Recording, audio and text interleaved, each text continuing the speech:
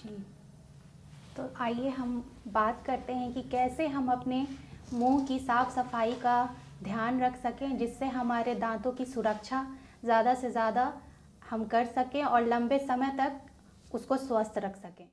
दांतों की ब्रश करने ही काफ़ी नहीं होंगी, इसके लिए हमें कुछ चीज़ों को ध्यान रखना होगा, जिसके लिए हमें ये पता होना चाहिए कि हम अपने दांतों की सफाई कितने समय तक करना है, किस तरह के ब्रश से करना है।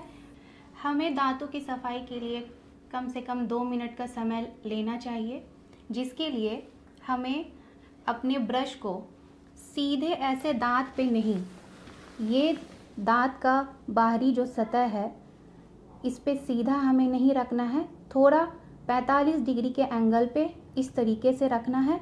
हल्के सर्कुलर मोशन में इसे चलाना है और ऐसे बाहर निकालना है।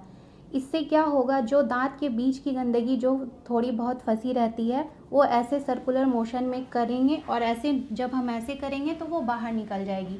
ये हमें दांतों के सारे, जैसे ये आगे के हिस्से हैं, इस पे भी इसी प्रकार 40 डिग्री पे ऐसे रखना है और फिर सर्कुलर मोशन में करना है और फिर ऐसे बाहर।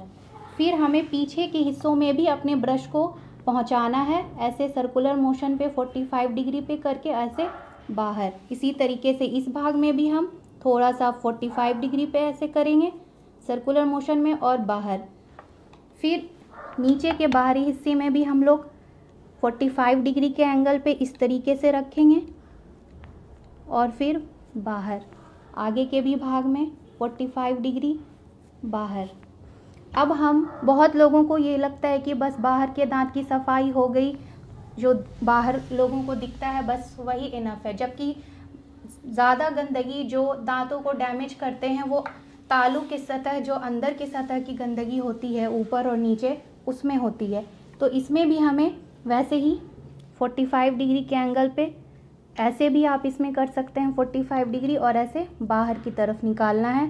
पीछे भी हमें वैसे ही सर्कुलर मोशन में करते हुए बाहर, इस साइड भी पीछे में करते हुए बाहर, और इसी तरीके से नीचे में भी हम लोग 45 डिग्री एंगल बनाते हुए इस तरीके से करना है, सर्कुलर मोशन में मूव करके और बाहर की तरफ।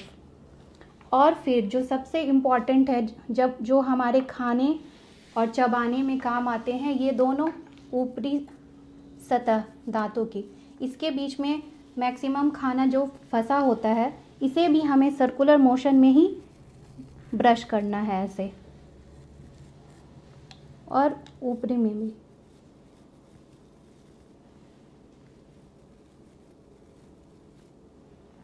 और इस तरीके से जब हम 2 मिनट का समय लेकर के अपने दांतों के अच्छे से ब्रश करके ख़त्म हो जाएगा हमारा ब्रश, तो उसके बाद हमें अपने मसूड़ों को भी स्वस्थ रखना है। उसके लिए हमें कुल्ला करके अपने मसूड़ों के ऊपर फिंगर से मसाज करना होगा, ताकि इसमें स्टिमुलेशन हो और हमारे गम भी स्वस्थ रहें।